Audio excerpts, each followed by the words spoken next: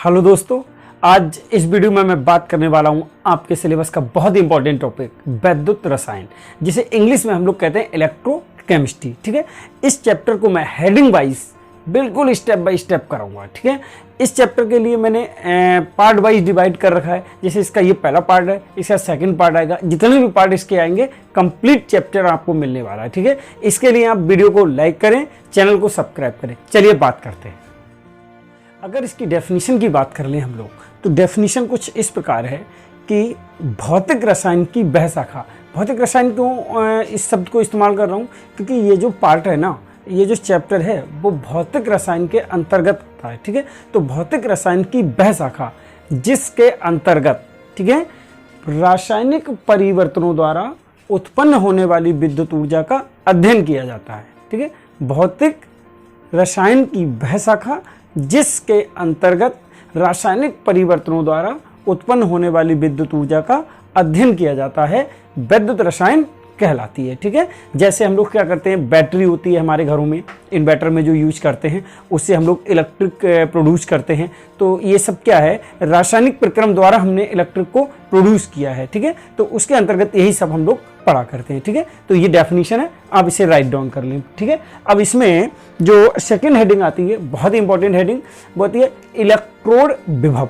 क्या होता है इलेक्ट्रोड विभव, इस पर भी बात करते हैं। इलेक्ट्रोड विभव के लिए हम लोग एक पात्र लेते हैं। ठीक है, एक पात्र ले लिया हमने, और इस पात्र में किसी धातु का लवणीय विलयन ले लेते हैं। ठीक है, एक विलयन ले लिया, कोई लवणीय विलयन है, सपोज CuSO4। यहाँ पे ZnSO4 भी हो सकता है, जिंक सल्फेट। ये क्या ले लिया हमने, कॉपर सल्फेट। बट यहाँ पे कंडीशन रहती है, जिस धातु का लवणीय विलयन लेते हैं, ठीक है, या लवण लेते हैं, उसी धातु की इसमें छड़ को डिप करेंगे। ठीक है, यहाँ किसका है, कॉपर का लवणीय विलयन है, तो इसमें छड़ भी किसकी आएगी, कॉपर की। ठीक है, ये जो इसमें रॉड आई है वो किसकी होगी, कॉपर की, Cu। अगर यहाँ पर जिंक सल्फेट होता तो हम यहाँ पे जो मेटल जिसकी छड़ लेते हैं वो कौन सी होती है, ठीक है। तो क्या होगा, जैसे ही किसी धातु की छड़ को उसी के लवणीय विलयन में डुबोया जाता है, तो धातु की छड़ और विलयन के बीच एक विभव उत्पन्न हो जाता है, और इसी विभव को हम लोग इलेक्ट्रोड विभव कहते हैं। ठीक है, इसे ई से प्रदर्शित करते हैं। अब अगर इसकी डेफिनेशन की बात करें तो डेफिनेशन आप लिख भी लें। ठीक है, मैं बोल रहा हूं, लिख लीजिएगा। जब किसी धातु की छड़ को उसी के लवणीय विलयन में डुबोया जाता है, तो धातु की छड़ और विलयन के बीच उत्पन्न होने वाले विभव को इलेक्ट्रोड विभव कहते हैं। ठीक है, और इसे ई से प्रदर्शित करते हैं, और इस प्रकार से बनने वाली युक्ति को अर्ध सेल कहते हैं। अर्ध सेल, इस प्रकार से बनने वाली युक्ति को अर्ध सेल कहते हैं। ठीक है, एक अर्ध सेल, एक अर्ध सेल, अगर इन्हें साल्ट ब्रिज, लवण सेतु से जोड़ दिया जाए तो एक पूर्ण सेल बन जाता है, अर्थात बैटरी बन जाती है। ठीक है, तो हम लोग इसमें एक एग्जाम्पल भी बोल सकते हैं, जैसे जब कॉपर धातु की छड़ को उसी के लवणीय विलयन अर्थात कॉपर सल्फेट में डुबोया जाता है, तो कॉपर की छड़ और विलयन के बीच एक विभव उत्पन्न हो जाता है, जिसे हम इलेक्ट्रोड विभव कहते हैं। ठीक है, फिर ये डायग्राम बना देंगे, और ये इलेक्ट्रोड विभव की डेफिनेशन हो गई। अब बात आती है इलेक्ट्रोड विभव उत्पन्न क्यों होता है। ठीक है, या कौन कौन सी कंडीशन रहती हैं उत्पन्न होने की, बात करते हैं। ठीक है, तो इसके लिए 3 कंडीशन बनती हैं। जैसे अगर मैं कहूँ, ठीक है, फर्स्ट, सेकंड और थर्ड। ठीक है, यहाँ पर किसी धातु का लवणीय विलयन है, ठीक है, सपोज M। अब अगर मैं किसी धातु को लेता हूँ, उसका जो विलयन लेता हूँ, तो उसमें धातु जो होगी वो आयन के रूप में उपस्थित होगी, मतलब आवेश के रूप में, उस पर कोई ना कोई आवेश उपस्थित होगा। ठीक है, यहाँ पे सपोज M, N आवेश ले लिया मैंने, N बराबर 1 हो सकता है, 2 हो सकता है, 3 हो सकता है। ठीक है, और धातु पर प्लस ही हुआ करता है। ठीक है, नेक्स्ट यहाँ पर मैंने मान लिया Mn, सभी में ये है Mn। ठीक है, ये विलयन में आयन के रूप में धातु उपस्थित है। जब इसमें छड़ को डिप करेंगे, छड़ पे कोई आयन नहीं होगा, छड़ में कौन होंगे? परमाणु। उसे कैसे डिलीट करेंगे आप? M, ये M, ठीक है। ये कौन है? परमाणु। ये कौन है? धातु आयन, ठीक है, आयन। तो ये कौन है? परमाणु। ये धातु परमाणु है, ये धातु आयन है। तो जो छड़ होगी उस पर धातु परमाणु होंगे और विलेन में धातु आयन होंगे, ठीक है। ठीक इसी प्रकार से यहां पे भी आएंगे M, ये परमाणु, ठीक है, और ये आयन।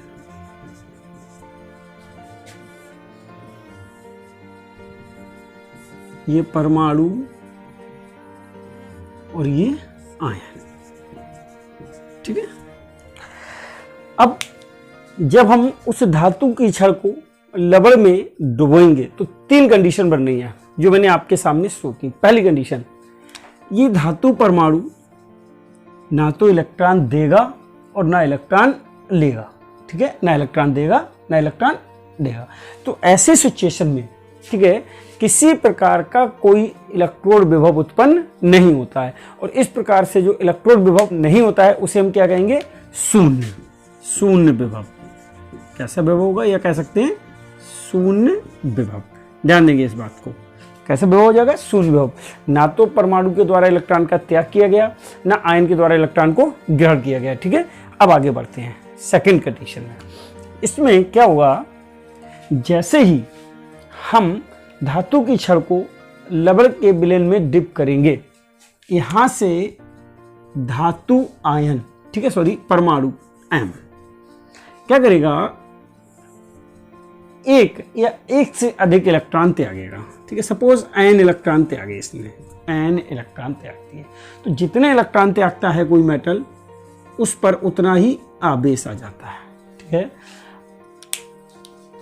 M परमाणु था धातु का, इसने N इलेक्ट्रॉन त्यागे तो इस पर N प्लस आ गया। ये घटना कहलाती है आक्सीकरण, ठीक है। घटना क्या कहलाएगी? आक्सीकरण। अब ये जो आयन बन के आया, ये आक्सीकरण पर, आक्सीकरण, आक्सीकरण, ये घटना क्या कहलाती? आक्सीकरण। क्योंकि जब कोई परमाणु एक या एक से अधिक इलेक्ट्रॉन त्यागता है तो ये घटना क्या कहलाती? आक्सीकरण। इलेक्ट्रॉन का त्याग करना आक्सीकरण। अब क्या होगा? ये जो आयन के रूप में परमाणु परिवर्तित हो गया, ये आयन कहाँ आने लगेंगे? विलेन में, ठीक है, विलेन में आने लगेंगे। और ये कब तक आते रहेंगे? जब तक विलेन में उपस्थित आयन इस क्रिया को रोक ना दे। ये क्रिया तब तक चलती रहेगी। और ये जो इलेक्ट्रॉन है ये कहाँ एकत्रित होने लगेंगे? ये इस छड़ के ऊपर एकत्रित होने लगेंगे, छड़ पे आने लगेंगे। छड़ के चारों ओर इस तरह से इलेक्ट्रॉन नेगेटिव, ठीक है, आवेश आ जाएगा। जब इस पर नेगेटिव आ जाएगा तो इस प्रकार से जो विभव उत्पन्न होगा उसे ऋणात्मक विभव, या इस पर घटना हो रही है आक्सीकरण की तो इसे आक्सीकरण विभव या ऋणात्मक विभव कह सकते हैं, या आक्सीकरण विभव कह सकते हैं, ठीक है। इसी के जस्ट विपरीत जब हम यहाँ पे आते हैं, यहाँ पे क्या होगा? आयन, ठीक है, आयन क्या करेगा? यहाँ से इलेक्ट्रॉन को एक्सेप्ट करेगा। इलेक्ट्रॉन को, जब ये इलेक्ट्रॉन को एक्सेप्ट करेगा, आयन इलेक्ट्रॉन को एक्सेप्ट करेगा, सपोज ऐसे Mn plus N electron accept किए तो काय में बदल जाएगा? M में, परमाणु में, ठीक है। तो ये घटना क्या कहलाएगी? इलेक्ट्रॉन को ग्रहण करना कहलाता है अपचयन, कहलाएगा अपचयन, ठीक है। तो हम इसमें अगर विभव को ऐड कर लें तो क्या कहलाएगा? अपचयन विभव। अब जब ये आयन को इलेक्ट्रॉन मिल जाएगा तो ये काय में बदल जाएगा? धातु परमाणु में। ये धातु परमाणु कहाँ जाने लगेंगे? छड़ के ऊपर, यहाँ पर एकत्रित होने लगेंगे छड़ पे। जब धातु परमाणु छड़ पे आने लगेंगे, ठीक है, तो इस पर धातु का बढ़ जाना धनात्मक बढ़ जाएगा, प्लस बढ़ जाएगा। तो यहाँ पे कौन सा आवेश आ जाएगा? प्लस, धन आ जाएगा। और धन आने के कारण इसे हम लोग क्या कह सकते हैं? धनात्मक इलेक्ट्रोड विभव, ये भी कह सकते हैं, ठीक है। तो ये ऋणात्मक, ये धनात्मक, और ये क्या था? शून्य विभव। तो ये 3 कंडीशन आपकी हो सकती हैं। ये आक्सीकरण और ये अपचयन। कंप्लीट। अब इससे कौन कौन प्रभावित करता है इलेक्ट्रोड विभव को, इस पे बात करते हैं। ठीक है, इलेक्ट्रोड विभव को प्रभावित करने वाले प्रमुख कारक निम्न है। ठीक है, पहला कारक आता है चालक की प्रकृति, नेचर ऑफ कंडक्टर। ये चालक होता क्या है, जिस धातु की छड़ को हम डिप कर रहे थे उसी को हम क्या कहेंगे, चालक। अब वो किसी चालक की चालकता जितनी अधिक होगी, ठीक है, उसका इलेक्ट्रोड विभव उतना ही अधिक होगा। चालकता क्या होती है, चालकता को हम ऐसे डिफाइन कर सकते हैं, मतलब वो इलेक्ट्रॉन के प्रवाह की क्षमता जितनी ज्यादा होगी उस बंदे का इलेक्ट्रोड विभव उतना ही अधिक होगा। ठीक है, हेडिंग डाल के इसके आगे लिख सकते हैं। नेक्स्ट, जैसे बिलियन की सांद्रता, बिलियन की सांद्रता मतलब जिस लवण के बिलियन में आप इसे डुबो रहे थे उस बिलियन की सांद्रता पर भी इलेक्ट्रोड विभव निर्भर करता है। अगर बिलियन की सांद्रता अधिक है तो उस इलेक्ट्रोड का इलेक्ट्रोड विभव कम होगा। क्यों? क्योंकि अधिक सांद्रता में आयनों की मात्रा क्या होती है, घट जाती है। ठीक है, तो आप लिख सकते हैं कि किसी बिलियन की सांद्रता अधिक होने पर उसका इलेक्ट्रोड विभव घट जाता है, क्योंकि सांद्र बिलियन में आयनों की मात्रा घट जाती है। नेक्स्ट जो पॉइंट आता है वो आता है तापक्रम, टेम्परेचर। ठीक है, इसकी बात कर लें तो ताप बढ़ने पर इलेक्ट्रोड विभव का मान बढ़ता है, क्योंकि ताप बढ़ने पर आयनन की मात्रा भी बढ़ जाती है, मतलब आयन क्या होते हैं, बढ़ जाते हैं, और इसी कारण उसकी चालकता भी बढ़ जाएगी, और चालकता बढ़ने के कारण उसका इलेक्ट्रोड विभव बढ़ जाएगा। कंप्लीट। तो ये तो रहे इसे प्रभावित करने वाले कारक। अब जो इसका बहुत ही महत्वपूर्ण नेक्स्ट रीडिंग आता है, मानक इलेक्ट्रोड विभव, स्टैंडर्ड इलेक्ट्रोड पोटेंशियल, इस पे बात करते हैं। ठीक है, इसे समझने के लिए हम लोग एक अगेन पात्र बनाते हैं। ठीक है,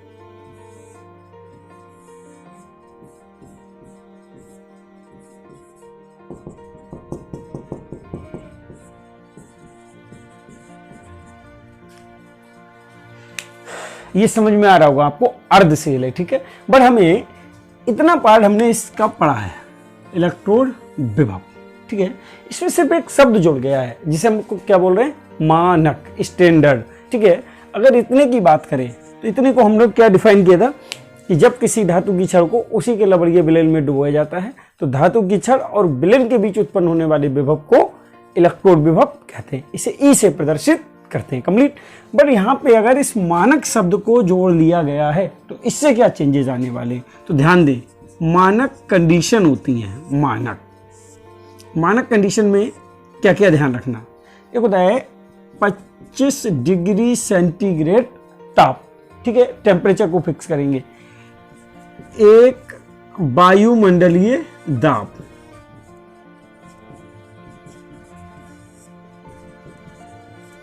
एक वायुमंडलीय दाब, और जो विलयन लेंगे उसकी भी सांद्रता होगी 1 मोलर। मोलर से मतलब समझ रहे हैं, मोलरता, 1 मोलर सांद्रा, 1 मोलर सांद्रा, मतलब 1 मोलर सांद्रता कॉन्सेंट्रेशन होनी चाहिए इसकी 1 मोलर, जिस विलयन में इसे डिप कर रहे हो। तो आप इतनी चीजों को अगर ऐड करके बोलेंगे तो आगे की जो डेफिनेशन होगी वो काय में कन्वर्ट हो जाएगी, मानक इलेक्ट्रोड विभव। अब इसे डिफाइन कैसे करेंगे, आप राइट डाउन कर ले। ठीक है, मैं बोल रहा हूं 25 डिग्री सेंटीग्रेड ताप व 1 वायुमंडलीय दाब पर। ठीक है, 25 डिग्री सेंटीग्रेड ताप व 1 वायुमंडलीय दाब पर जब किसी धातु की छड़ को उसी के 1 मोलर सांद्रता वाले लवणीय विलयन में डुबोया जाता है तो धातु की छड़ और विलयन के बीच उत्पन्न होने वाले विभव को मानक इलेक्ट्रोड विभव कहते हैं, और इसे ई नॉट, ठीक है, ई नॉट से प्रदर्शित करते हैं। कंप्लीट। और अगर इसकी बात करें ना कि उसमें और इसमें चेंजेस क्या है, तो उसमें और इसमें चेंजेस क्या है, मानक कंडीशन के। कंप्लीट। अगर इन्हें हम ऐड करके बोलेंगे तो हमारा इलेक्ट्रोड विभव भी मानक इलेक्ट्रोड विभव हो जाएगा। आगे जैसे करके भी आप लिख सकते हैं, जैसे जब 25 डिग्री सेंटीग्रेड ताप व 1 वायुमंडलीय दाब पर कांपर की छड़ को उसी के 1 मोलर सांद्रता वाले कांपर सल्फेट के विलयन में डुबोया जाता है धातु कॉपर की छड़ और विलेन के बीच उत्पन्न होने वाले विभव को मानक इलेक्ट्रोड विभव कहते हैं और इसे E0 से प्रदर्शित करते हैं। फिर यहाँ आप इसका क्या कर सकते हैं, डायग्राम बना सकते हैं। अब इससे नेक्स्ट हेडिंग की बात करते हैं। मानक हाइड्रोजन इलेक्ट्रोड बनाने के लिए हम लोग क्या करते हैं, सबसे पहले एक पात्र ले लिया, ठीक है, इसमें HCl विलेन ले लिया, हाइड्रोक्लोरिक अम्ल, ठीक है, जिसकी सांद्रता होनी चाहिए 1 मोलर HCl सॉल्यूशन, 1 मोलर सांद्रता का। क्यों? क्योंकि मानक कंडीशन है, ठीक है। इसमें हमने प्लेटिनम PT प्लेटिनम की प्लेट लटका देते हैं इसमें,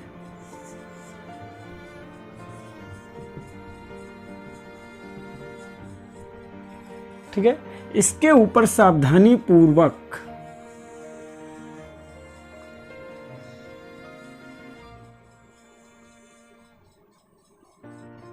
एक कांच की परख नली रख देते हैं, ठीक है। इसके ऊपर सावधानी पूर्वक एक कांच की परख नली लग गई। अब इसमें 25 डिग्री सेंटीग्रेड ताप व 1 ATM एटमॉस्फेरिक दाब की बात कर रहा हूं, वायुमंडलीय, ठीक है। तो 25 डिग्री सेंटीग्रेड ताप व 1 वायुमंडलीय दाब पर इसमें हम लोग हाइड्रोजन गैस प्रवाहित करेंगे, H2 गैस। अब जैसे ही इसमें हाइड्रोजन गैस आएगी, इसकी कुछ मात्रा इस प्लेटिनम की प्लेट के द्वारा अवशोषित कर ली जाएगी और कुछ मात्रा इस 1 मोलर सांद्रता वाले HCl विलेन में विलय हो जाएगी, ठीक है। और इस प्रकार से जो युक्ति बन के आएगी, इसे हम बोलेंगे मानक हाइड्रोजन इलेक्ट्रोड। इसे क्या बोलेंगे, मानक हाइड्रोजन इलेक्ट्रोड। और इस प्लेट और विलेन के बीच जो विभव उत्पन्न होगा उसे हम बोलेंगे मानक हाइड्रोजन इलेक्ट्रोड विभव। अब बात करते हैं इसकी डेफिनेशन की, तो अब राइट डाउन कर लीजिएगा क्या क्या किया है, वही डेफिनेशन में ले लूंगा, ठीक है। क्या किया है उसे डेफिनेशन बोला हूं, लिख लीजिएगा। मानक हाइड्रोजन इलेक्ट्रोड बनाने के लिए एक पात्र में 1 मोलर सांद्रता के HCl विलेन को लेकर उसमें एक प्लेटिनम धातु की प्लेट लटका देते हैं। इसके ऊपर सावधानी पूर्वक एक कांच की परख नली लगा देते हैं। जब इसमें 25 डिग्री सेंटीग्रेड ताप व 1 वायुमंडलीय दाब पर हाइड्रोजन गैस प्रवाहित की जाती है, तो उसकी कुछ मात्रा प्लेटिनम धातु की प्लेट के द्वारा अवशोषित कर ली जाती है तथा कुछ मात्रा विलेन में विलय हो जाती है, जिससे इन दोनों के बीच एक विभव उत्पन्न हो जाता है, जिसे मानक हाइड्रोजन इलेक्ट्रोड विभव कहते हैं। और इस प्रकार से बनने वाली युक्ति को मानक हाइड्रोजन इलेक्ट्रोड कहते हैं, ठीक है। इसके बाद ये डायग्राम बना देंगे। इस हेडिंग का जो डेफिनेशन दी, डायग्राम था, कंप्लीट हो गया। अब बात आती है इसका यूज कहाँ करते हैं, ठीक है। तो इसका उपयोग हम लोग करते हैं किसी इलेक्ट्रोड का इलेक्ट्रोड विभव काउंट करने में। क्यों? क्योंकि मानक हाइड्रोजन इलेक्ट्रोड का जो इलेक्ट्रोड विभव होता है वो बहुत कम होता है, जिस कारण इसे शून्य माना जाता है। और शून्य माने जाने के कारण ही इसका उपयोग हम लोग किसी भी अर्धशेल का इलेक्ट्रोड विभव ज्ञात करने में इसका प्रयोग किया करते हैं। कंप्लीट। अब इससे जो नेक्स्ट पार्ट मैं अपलोड करूंगा अपनी वीडियो का, उसमें बहुत इंपॉर्टेंट टॉपिक पे बात करूंगा, जिसे हम विद्युत रासायनिक श्रेणी के नाम से जानते हैं, ठीक है। इस वीडियो में इतना ही, दैट्स इट।